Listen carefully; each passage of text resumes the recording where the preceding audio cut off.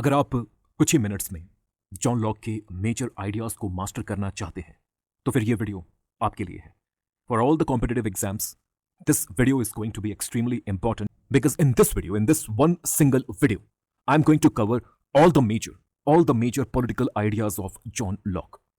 सबसे पहले, the basic question related to John Locke is, who was John Locke? John Locke कौन थे? John Locke एक 17th century English political philosopher थे. John Locke का जन्म 1632 में इंग्लैंड के शहर सोमरसेट में हुआ था. जॉन लॉक को दुनिया भर में लिबरलिज्म के फादर के रूप में जाना जाता है. He is widely regarded as father of liberalism all across the world. लेकिन सवाल है क्यों? Why we regard John Locke as father of liberalism? Why he is called father of liberalism? यहां पर मैं आपके सामने 3 specific reasons present करूंगा.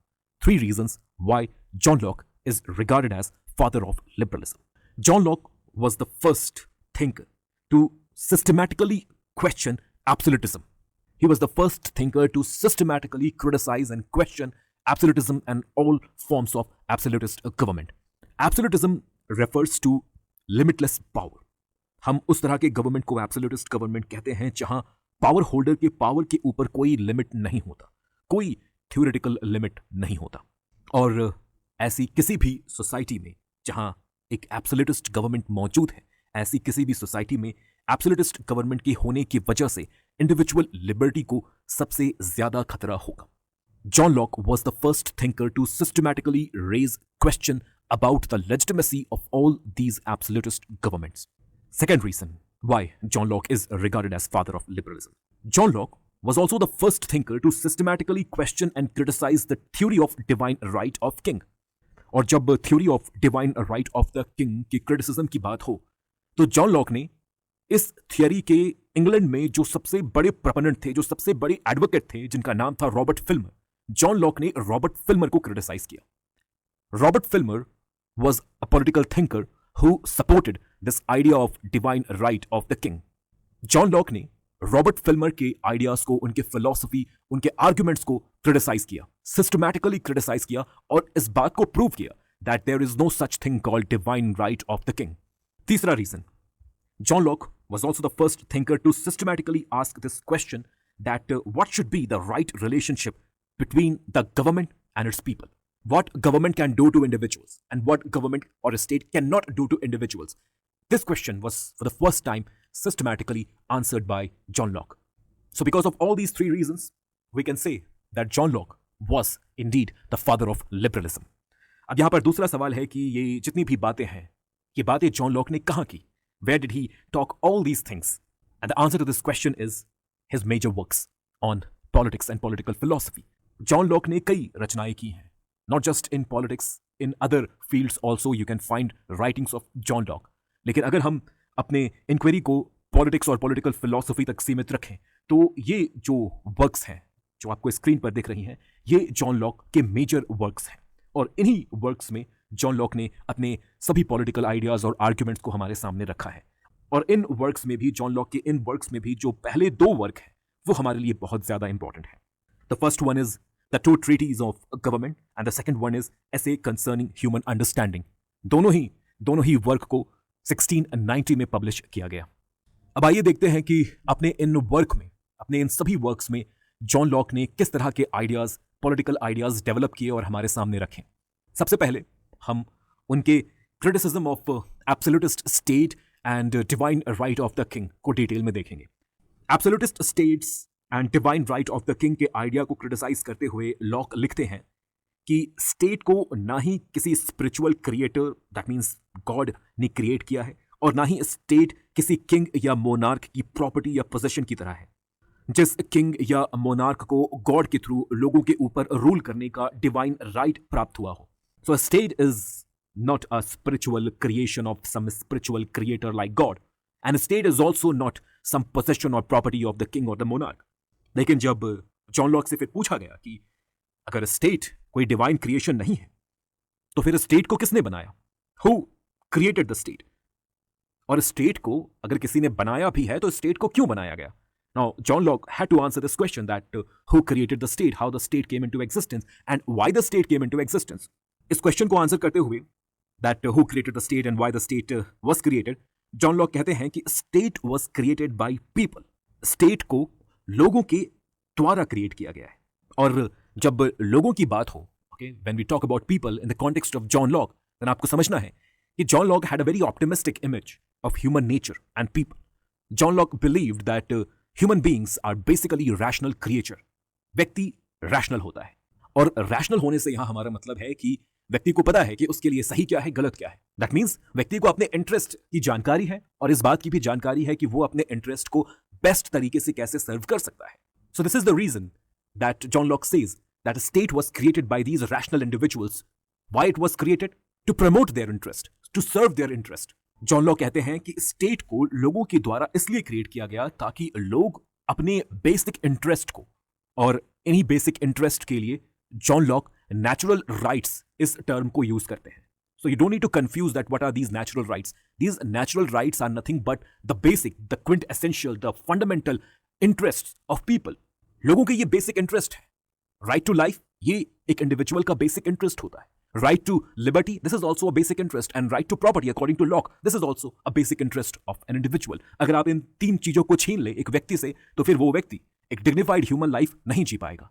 सो Locke said that people created state to safeguard their natural right to life, liberty and property. That means to safeguard their basic interest in the best possible way. This is the reason for the creation or the establishment of a state by people, according to John Locke. अब यहां पर आपको John Locke के द्वारा दिए गए पूरे उनके लाइन ऑफ आर्ग्यूमेंट को समझना होगा. स्टेट क्यों एग्जिस्टेंस में आया, कैसे एग्जिस्टेंस में आया. He gives a complete line of argument and you need to understand this. John Locke कहते हैं स्टेट के एग्जिस्टेंस में आने से पहले, स्टेट के एग्जिस्टेंस में आने से पहले तक लोग नेचुरल सोसाइटीज में रहते थे. According to John Locke, state was not always present with us. There was a time, there was a situation when no state was there. कोई स्टेट नहीं था, कोई कानून नहीं था. And this situation is what is John Locke calling as natural society. State के existence में आने से पहले तक, according to John Locke, state के एग्जिस्टेंस में आने से पहले तक लोग नेचुरल सोसाइटीज में रहते थे. People lived in a pre-political and natural society where everybody was free and everyone enjoyed natural right to life, liberty and property. John Locke इस प्री-पॉलिटिकल नेचुरल सोसाइटी को स्टेट ऑफ नेचर कहते हैं. So you don't need to confuse that what is the state of nature. This is a pre political situation, state के establish होने से पहले का situation, जो कि एक नेचुरल सोसाइटी की तरह था. लोग यहां पर फ्री थे, हर किसी के पास उनका नेचुरल राइट था, right to life, liberty and property, और हर कोई इस नेचुरल सोसाइटी में अपने right to life, liberty and property को एंजॉय कर रहा था. जॉन लॉक यहां पर कहते हैं कि ये जो स्टेट ऑफ नेचर है, ये जो नेचुरल सोसाइटी है, ये जो प्री पॉलिटिकल कंडीशन है, ये state of nature natural law से गवर्न था. इस स्टेट ऑफ नेचर में रहने वाले हर व्यक्ति को इस नेचुरल लॉ की जानकारी थी. अब आप पूछेंगे कि ये नेचुरल लॉ क्या है? What is this natural law और law of nature? Very simple. This idea of natural law is very simple. According to John Locke, this natural law stated, ये जो नेचुरल लॉ है, इस नेचुरल लॉ के तहत ये कहा गया that all human beings have basic right to life, liberty and property, and everyone should enjoy their right to life, liberty and property without harming the similar right to life, liberty and property of others. This is what is natural law. Natural law को आप एक common sense भी कह सकते हैं. ये common sense है कि हर किसी के पास right to life, liberty and property होती है और हर किसी को अपने right to life, liberty and property को एंजॉय करना चाहिए, लेकिन इस तरह से एंजॉय करना चाहिए जिससे सामने वाले की life, liberty and property hampered ना हो या हार्म ना हो. This common sensical understanding is what is called natural law according to John Locke. और ये बात हर किसी को पता थी that there is something called this common sensical understanding which we're referring to as natural law. This natural law, everyone in the state of nature was aware of this natural law. इसलिए John Locke कहते हैं कि उनका ये जो state of nature है, this state of nature was very peaceful, very friendly, very happy. यहां पर कोई बड़ी समस्या नहीं थी. लोग अपने राइट्स को एंजॉय कर रहे थे, right to life, liberty and property, और लोग दूसरों के सिमिलर राइट्स को रेस्पेक्ट भी कर रहे थे. So the condition over here, condition of people living in this natural society, in this pre-political situation, the condition was quite good. लेकिन यहां पर एक समस्या थी. There was one problem in John Locke's state of nature. And the problem was that everybody knew what was this natural law, and everybody tried to enforce this natural law and their individual natural rights. हर व्यक्ति को यहां पर natural law की जानकारी थी और अपने rights की जानकारी थी। लेकिन जब सवाल आता कि इन राइट्स को इन्फोर्स कौन करेगा, इन्हें इंप्लीमेंट कौन करेगा, इन्हें एग्जीक्यूट कौन करेगा, तब यहां पर इन्फोर्सर के रूप में भी हर व्यक्ति काम कर रहा था। There was no centralised authority which would enforce and implement these natural rights of people and this natural law for the whole society। यहां पर कोई एक सेंट्रलाइज्ड अथॉरिटी नहीं थी जिसके द्वारा पूरे समाज के लिए इन नेचुरल राइट्स को या इस नेचुरल लॉ को इन्फोर्स किया जाता, इसे इंप्लीमेंट किया जाता, एग्जीक्यूट किया जाता। अब लॉ यहां पर कहते हैं कि जिस चीज को हर किसी के द्वारा अपने अपने तरीके से इन्फोर्स किया जाने लगा, तो वो चीज, उस चीज का जो इन्फोर्समेंट है वो कभी भी प्रॉपर या इफेक्टिव नहीं होगा। So people felt the need of a centralized enforcement agency or a centralized enforcement authority who would enforce this natural law on behalf of all the people living in this society। तो लोगों को यहां पर एक इस तरह के centralised enforcement authority की जरूरत महसूस हुई, क्योंकि लोगों को लगा कि अगर इस तरह का कोई एक सेंट्रलाइज्ड इन्फोर्समेंट अथॉरिटी होगा तो फिर उनका जो नेचुरल राइट है वो ज्यादा बेहतर तरीके से प्रोटेक्ट हो पाएगा, और ये जो law of nature, natural law का इन्फोर्समेंट है, ये इन्फोर्समेंट भी बेहतर तरीके से हो पाएगा। एज अ रिजल्ट लोगों ने मिलकर डिसाइड किया कि वे सभी स्टेट ऑफ नेचर से बाहर निकलेंगे और एक स्टेट ऑफ लॉ को स्टैब्लिश करेंगे। People will come out of the state of nature and they are going to establish a state of law. State of law से यहां हमारा मतलब है एक गवर्नमेंट को स्टैब्लिश करेंगे, एक स्टेट को स्टैब्लिश करेंगे। तो स्टेट ऑफ नेचर में, स्टेट ऑफ नेचर से बाहर निकलने के लिए और एक गवर्नमेंट को स्टैब्लिश करने के लिए, दैट मीन्स एक स्टेट ऑफ लॉ को कॉन्स्टिट्यूट करने के लिए, लोग आपस में मिलकर एक म्यूचुअल अग्रीमेंट करते हैं। People come together and they make a mutual agreement. इसी म्यूचुअल अग्रीमेंट को जॉन लॉक सोशल कॉन्ट्रैक्ट कहते हैं, that people conclude with each other. It is this mutual agreement that John Locke refers to as social contract. और इसी social contract के आधार पर finally लोग state of nature से बाहर निकलते हैं और फिर एक गवर्नमेंट को, एक स्टेट को, एक पॉलिटिकल सोसाइटी को लोग स्टैब्लिश करते हैं। अब आपको समझना है कि स्टेट को स्टैब्लिश करने के पीछे लोगों का जो गोल था, वो गोल क्या था। The goal behind creation and establishment of a state was simply to ensure that their natural rights to life, liberty and property are protected well. This was the goal. तो स्टेट को लोगों ने सिर्फ और सिर्फ इस प्रोटेक्टिव फंक्शन को perform करने के लिए एस्टैब्लिश किया। जॉन लॉक के अकॉर्डिंग स्टेट को लोगों के द्वारा सिर्फ और सिर्फ इस प्रोटेक्टिव फंक्शन को परफॉर्म करने के लिए एस्टैब्लिश किया गया। लेकिन यहां पर जॉन लॉक ने यह भी सवाल अपने आप से पूछा कि एक इंडिविजुअल के ये जो नेचुरल राइट्स हैं, इन नेचुरल राइट्स को सबसे बड़ा खतरा किन से है। तो यहां पर जॉन लॉक को दो आंसर मिले। जॉन लॉक ने कहा कि व्यक्ति के इंडिविजुअल राइट्स को सबसे बड़ा खतरा दूसरे सिमिलर इंडिविजुअल्स से है। My right, the threat to my right, my right to life, liberty and property is you. दूसरे इंडिविजुअल मेरे राइट को वायोलेट कर सकते हैं, हैम्पर कर सकते हैं। यहां पर मेरे राइट को दूसरे इंडिविजुअल्स से प्रोटेक्ट करने के लिए मैंने स्टेट को बना दिया। Now state will ensure that other individuals, other similar individuals in society like me, they are not going to violate my natural rights. तो मेरे राइट्स को दूसरे इंडिविजुअल्स से प्रोटेक्ट करने के लिए मैंने स्टेट को तो बना दिया। लॉक ने अपने आप से यह पूछा, लेकिन क्या स्टेट भी एक इंडिविजुअल के नेचुरल राइट्स के लिए खतरा हो सकता है? Now this question disturbed John Locke because the answer to this question was yes. John Locke ने जब अपने आप से यह पूछा कि क्या स्टेट भी एक इंडिविजुअल के नेचुरल राइट्स के लिए थ्रेट हो सकता है, तो इस सवाल का जवाब आया हां, state can also act like a threat to individuals life, liberty and property. Why? Simply because a state is going to be an extremely powerful organization, an extremely powerful institution. So a state can use its power to violate or hamper the natural right of life, liberty and property of other individuals living inside the state. तो lock ने कहा कि उन्हें कुछ ऐसे principles भी देने होंगे जो कि एक इंडिविजुअल को स्टेट से भी प्रोटेक्शन प्रोवाइड करें। अब स्टेट को हमने प्रोटेक्टिव फंक्शंस को परफॉर्म करने के लिए एस्टैब्लिश तो किया, लेकिन हमें यह भी इंश्योर करना होगा कि ये जो स्टेट है, ये स्टेट खुद हमारे लाइफ, लिबर्टी और प्रॉपर्टी के लिए थ्रेट ना बन जाए। तो इस बात को इंश्योर करने के लिए he gives 3 principles by following which we can ensure that the state is not going to ever turn against its citizen. State कभी एक इंडिविजुअल के लिए थ्रेट ना बन जाए, इसी बात को इंश्योर करने के लिए ये 3 प्रिंसिपल्स या ये 3 आइडियाज जॉन लॉक के द्वारा दिए गए। The first idea is, John Locke कहते हैं कि हमें एक लिमिटेड गवर्नमेंट को एस्टैब्लिश करना होगा। गवर्नमेंट को हमें उतना ही पावर देना है जितना कि गवर्नमेंट को अपने बेसिक प्रोटेक्टिव फंक्शन को परफॉर्म करने के लिए जरूरी है। So Locke supported, he advocated the idea of minimal state, limited government. आप गवर्नमेंट के पावर को कम से कम रखें, आप गवर्नमेंट को उतना ही पावर दे जितना कि गवर्नमेंट को जरूरी है। सोसाइटी में लॉ एंड ऑर्डर को मेंटेन करके रखने के लिए जितने पावर की आवश्यकता गवर्नमेंट को है, आप उतना ही पावर गवर्नमेंट को दें। और प्रोटेक्टिव फंक्शन से ज्यादा फंक्शन आप गवर्नमेंट को परफॉर्म करने को ना कहें। वेलफेयर फंक्शन हो, इकोनॉमी को रेगुलेट करना हो, all these functions, don't give these functions to state, only give protective function to state. So the state is going to act like a police. It is going to act like an umpire which will maintain law and order in the society and protect the life, liberty and property of the individuals. तो ये पहला principal था, the principle of limited government and minimal state. Second, John Locke कहते हैं कि जो state हम establish कर रहे हैं, जिस गवर्नमेंट को हमारे द्वारा एस्टैब्लिश किया जा रहा है, इस गवर्नमेंट के पावर्स होंगे, फंक्शंस होंगे। अगर हम ये इंश्योर करना चाहते हैं कि ये गवर्नमेंट, ये स्टेट अपने पावर, अपने डिफाइंड पावर और फंक्शंस को क्रॉस ना करे, अपने ज्यूरिस्डिक्शन को क्रॉस ना करे, तो हमें क्या करना होगा कि हमें गवर्नमेंट के पावर और फंक्शंस को लिखना होगा।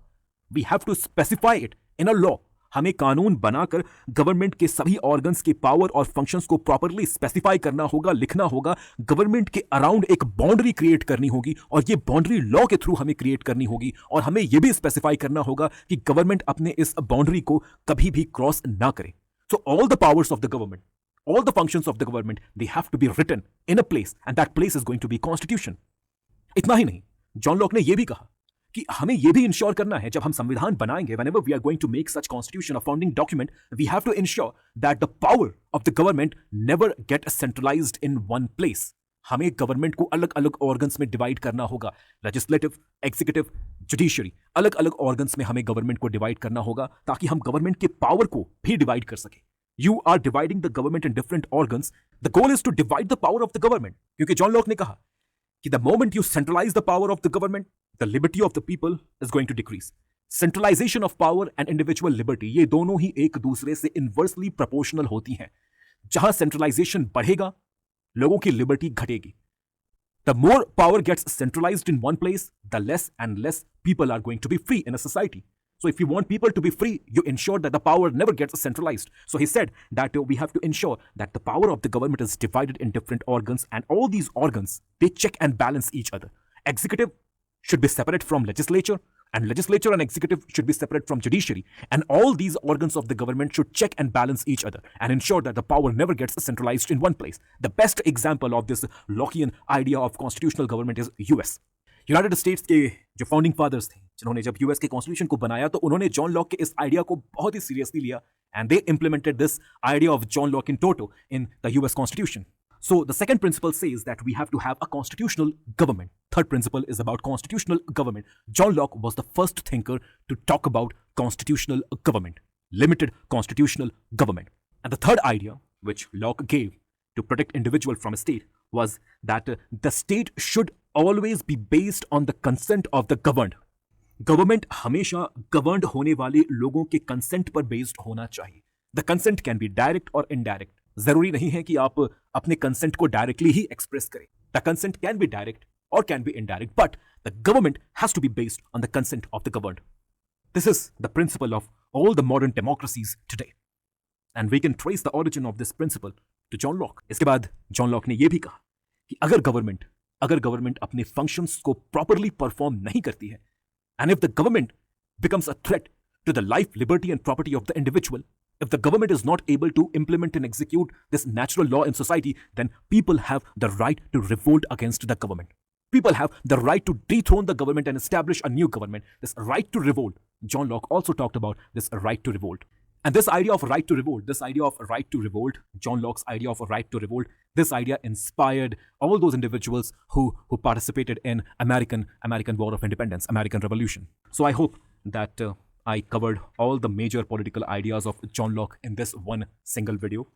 और अगर आप चाहते हैं कि मैं इस तरह की all-in-one thinker-based videos बनाता रहूं और भी मैं इस तरह के all-in-one thinker-based videos बनाऊं, तब आपको मुझे बताना होगा that you want these videos. आपको इस तरह के videos की जरूरत है. There is a demand for these videos on YouTube. You have to tell me. And how do you tell me?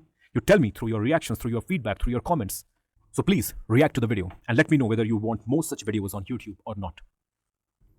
अगर आप इस तरह के और भी अधिक लॉन्ग वीडियोस चाहते हैं पॉलिटिकल साइंस के इन 10 यूनिट्स के ऊपर, इस तरह के और भी अधिक अगर आप लॉन्ग वीडियोस को मेरे द्वारा रिकॉर्डेड, मेरे द्वारा बनाए गए इस तरह के लॉन्ग वीडियोस को अगर आप एक्सेस करना चाहते हैं, तो ये सभी लॉन्ग वीडियोस आपको पॉलिटिकल साइंस के हमारे ऑनलाइन कोर्स में मिलेंगी.